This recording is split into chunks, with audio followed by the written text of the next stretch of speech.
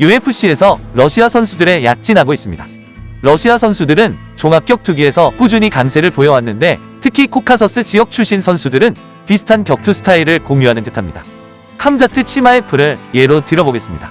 체첸에서 태어난 그는 2011년 스웨덴으로 이주했습니다. 하빕 누르마고메도프가 대중화시킨 기술과 유사한 기술들을 구사하지만 단순히 모방하는 것은 아닙니다. 그 지역 선수들이 기본적으로 익히는 기술일 뿐입니다.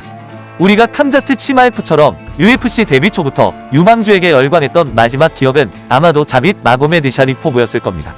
4년 전 함자트 치마에프는 26세의 젊은 나이에 프로 경기 경험이 8번밖에 되지 않음에도 불구하고 벌써부터 그를 미래의 타이틀 경쟁자로 점치는 시각이 많았습니다.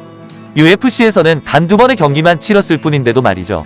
함자트 치마에프에게서 하빕 누르마고메도프와 유사한 점을 발견할 수 있습니다. 먼저 짚고 넘어갈 부분은 함자트 치마에프의 신체 조건입니다.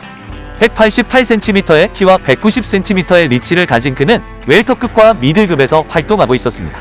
특히 긴 리치는 하빕에게는 없는 그만의 독특한 그래플링 기술을 가능하게 합니다.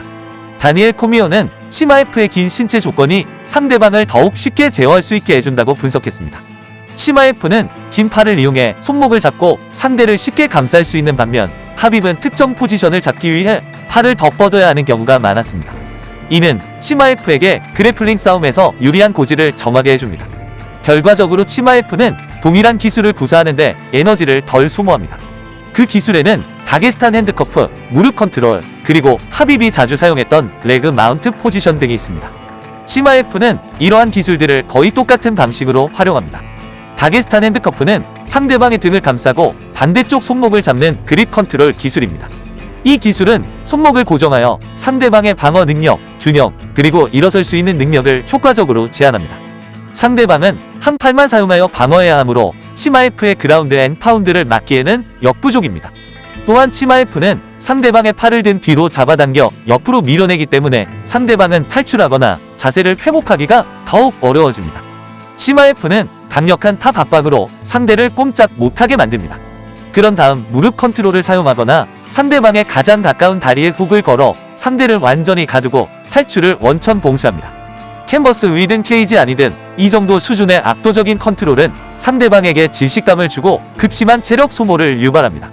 이처럼 지배적인 위치에 놓이면 상대는 갇힌 채로 끊임없이 터져나오는 펀치를 막아내며 발버둥 쳐야 합니다. 치마에프의 체중을 감당하는 것뿐만 아니라 여러 방면에서 동시에 방어해야 하므로 체력적으로 엄청난 부담을 느끼게 됩니다. 핸드 컨트롤을 뿌리치고 다게스탄 핸드커프에서 벗어나고 타격을 방어하고 치마에프의 탑 컨트롤을 떨쳐내려고 끊임없이 노력해야 하는 것입니다. 이 모든 것을 동시에 말이죠. 반면 치마에프는 최소한의 에너지를 소모하며 압박을 유지하고 펀치를 날릴 뿐입니다. 이는 그가 리스 매키를 쓰러뜨렸을 때 여실히 드러났습니다. 그는 즉시 다게스탄 핸드커프를 확보하여 시작부터 완벽한 우위를 점했습니다. 치마에프는 무릎 컨트롤로 전환하여 매키를 캔버스에 가두었습니다. 하빕과 매우 흡사한 그의 무릎 컨트롤은 단순히 위에서 무릎으로 압박하는 것이 아니라 무릎을 상대방의 다리 사이에 위치시키고 매키의 가장 가까운 다리에 훅을 걸어 적용하는 방식입니다. 치마에프는 이 포지션에서 다양한 선택지를 활용할 수 있습니다. 다게스탄 핸드커프와 훅을 유지하면서 왼손으로 타격을 가하고 매키가 방어하며 빠져나오려고 할 때마다 그립을 계속해서 조절할 수 있습니다. 또는 치마에프는 꽉 조여진 훅을 풀고 무릎을 매키의 다른 다리 위에 올려 고정시켜 더욱 강력하게 포지션을 제어할 수도 있습니다. 이렇게 하면 더 강력한 타격을 가할 수 있지만 치마에프가 더 이상 단단한 훅을 잡고 있지 않기 때문에 상대방은 포지션에서 벗어날 수 있는 여지가 약간 더 생깁니다. 치마에프가 다리를 훅으로 걸어둔 상태를 유지하면 매키는 탈출할 가능성이 거의 없습니다. 하지만 무릎 압박에만 의존하면 매키는 힘을 폭발적으로 사용하여 공간을 만들 수 있는 더 나은 기회를 얻게 됩니다. 치마에프가 훅을 풀면 매키를 누르고 있는 것은 순수한 탑 압박뿐입니다. 실제로 매키를 붙잡고 있는 것은 아무것도 없고 고정하는 훅도 없으며 그저 무거운 체중이 아래로 짓누를 뿐입니다. 즉, 매키가 압박 속에서 빠르게 움직이면 치마에프를 떨쳐내고 탈출을 시도할 수 있습니다. 하지만 치마에프는 매키의 움직임을 쉽게 따라가 하프가드나 풀마운트로 전환할 수 있습니다. 다게스탄 핸드커프와 무릎 컨트롤의 조합은 매키를 풀마운트와 백마운트 사이에서 끊임없이 선택을 강요하게 만듭니다. 말 그대로 독이 든 성배를 고르는 상황인 셈입니다. 매키에게는 3가지 선택지가 있습니다. 한 손으로만 방어해야 하는 끔찍한 포지션에 머무른다. 힘을 폭발적으로 사용하여 치마F에게 완벽한 마운트 포지션을 내줄 위험을 감수한다. 몸을 돌려 치마F에게 100 마운트를 허용할 위험을 감수한다. 이 모든 상황은 매키가 여전히 다게스탄 핸드커프에 묶여있는 상태에서 벌어집니다. 폭발적인 힘으로 탈출하여 하프가드로 전환할 수 있는 아주 작은 가능성이 있긴 하지만 치마F와 같은 강자를 상대로는 그 기회조차 희박합니다. 매키가 억지로 포지션을 바꾸려 한다고 해도 결국은 쫓기는 신세가 되어 여전히 불리한 위치에 놓이게 됩니다. 그는 치마F에게서 포지션을 빼앗을 수 있을 만큼 뛰어난 그래플러가 아닙니다. 그렇게 하려면 고도의 그래플링 기술이 필요합니다. 그럼에도 불구하고 이 완벽한 봉쇄는 상대를 지치게 만듭니다. 혹은 핸드 파이팅을 더욱 치열하고 끈질기게 만들고 무릎 컨트롤은 상대방에게 끊임없이 폭발적인 힘을 쓰도록 강요하여 체력 소모를 가중시킵니다. 결국 매키는 힘을 폭발시키지만 그 과정에서 치마F에게 마운트 포지션을 내주고 맙니다.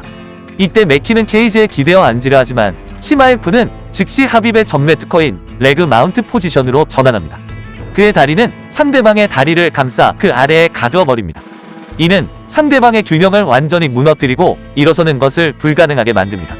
다리가 엉덩이 위로 올라가면 더 이상 바닥을 밀어내는 데 사용할 수 없어 상체에만 의존해야 합니다. 치마F처럼 압도적인 상대를 상대로는 역부족입니다.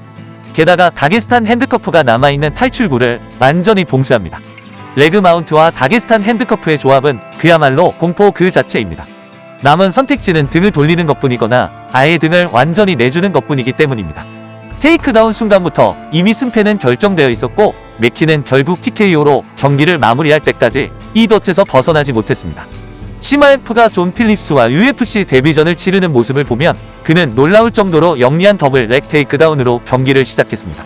보통은 펀치를 활용하여 테이크다운을 시도하는 것이 일반적이지만 치마F는 얼굴에 가하는 타격보다 빠르고 예측하기 어려운 바디킥을 사용하여 테이크다운 시도를 감췄습니다. 정말 대단하지 않나요? 대부분의 파이터는 셋업을 위해 펀치를 사용하지만 치마F는 바디킥을 던져 필립스를 카운터로 유도했습니다. 필립스가 반응하는 순간 치마F는 번개처럼 빠르게 필립스의 펀치 아래로 파고들어 더블 렉 테이크다운을 성공시켰습니다. 테이크다운 직후 그는 상대를 단순히 붙잡아 두는 것이 아니라 들어 올리기 시작했습니다.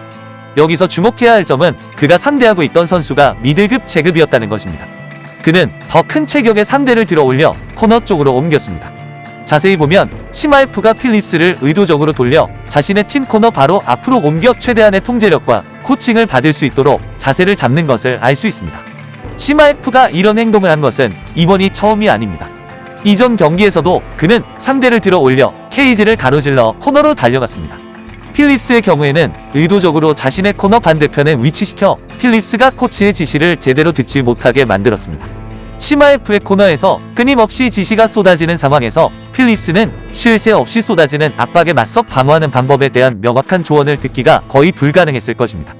특히 치마F의 코너에는 레자 마다디가 있었기 때문에 시끄럽고 공격적인 코칭이 끊임없이 쏟아지면서 완전한 혼란 상태였을 것이라고 짐작할 수 있습니다. 1라운드 후반 치마F가 다게스탄 핸드커프를 사용하는 동안 또 다른 변칙적인 컨트롤 기술을 활용하는 것을 볼 수 있었습니다. 그는 단순히 위에서 압박을 가하는 대신 오른쪽 다리를 상대방의 가장 가까운 다리 아래에 걸었습니다. 이 방법은 여전히 그가 우위를 점할 수 있게 해주었지만 평소의 탑 포지션에서 체중을 실어 압박하는 방식에 비해 더 많은 에너지를 소모해야 했습니다. 이 자세는 치마F가 상대방이 자신의 다리로 균형을 잡는 것을 막기 위해 다리를 뒤로 들어 올려야 하므로 유지하는데 훨씬 더 많은 에너지가 필요합니다. 이는 자신의 체중을 상대방에게 실어 훨씬 쉽게 제어할 수 있는 일반적인 탑 포지션과는 대조적입니다. 이 자세의 또 다른 어려움은 상대를 고정하는데 필수적인 직접적인 하향 압력을 가하기가 더 어렵다는 점입니다. 치마F는 다리로 언더훅을 사용하기 때문에 자연스럽게 상대방 바로 위에 머무르는 대신 옆으로 더 가까이 가게 됩니다. 이렇게 압력이 감소하면 상대방에게 일어설 수 있는 기회가 더 많이 주어집니다. 이것이 경기에서 실제로 어떻게 나타나는지 확인할 수 있습니다. 보통은 누구도 치마F의 통제에서 이렇게 쉽게 벗어날 수 없습니다. 하지만 이 포지션 조정 덕분에 필립스는 다시 일어설 수 있었습니다. 그러자 치마F는 다게스탄 핸드커프를 풀어 필립스의 목을 눌러 그가 완전히 도망가지 못하게 해야 했습니다. 하지만 치마F는 즉흥적인 상황 대처에 능합니다. 필립스가 일어서려는 순간을 놓치지 않고 그 틈을 타 길로틴 초크를 시도했습니다. 필립스의 두 손이 멀리 뻗어 갈라지면서 목이 완전히 노출된 것을 볼 수 있습니다. 한 손은 일어설 때 균형을 잡는 데 사용되고 다른 한 손은 치마 F 주위에 위치하여 그가 일어설 때 언더훅을 준비하여 클린치를 방어할 수 있도록 합니다. 하지만 필립스가 완전히 자세를 회복하기 전에 치마 F가 재빠르게 길로틴 초크를 잡아채 버립니다. 이 장면은 함자트 치마 F가 놀라운 기술로 순식간에 상황에 적응하고 기회를 포착하는 능력을 보여줍니다.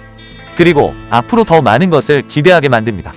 사람들은 주로 그의 그래플링 실력만 알고 있지만 치마 F는 탄탄한 복싱 실력도 갖추고 있습니다. 그는 확실히 펀치력이 있으며 그의 기본적인 타격 기술은 레슬링에 집중하는 파이터들에게서 흔히 볼 수 있는 수준을 훨씬 뛰어넘습니다.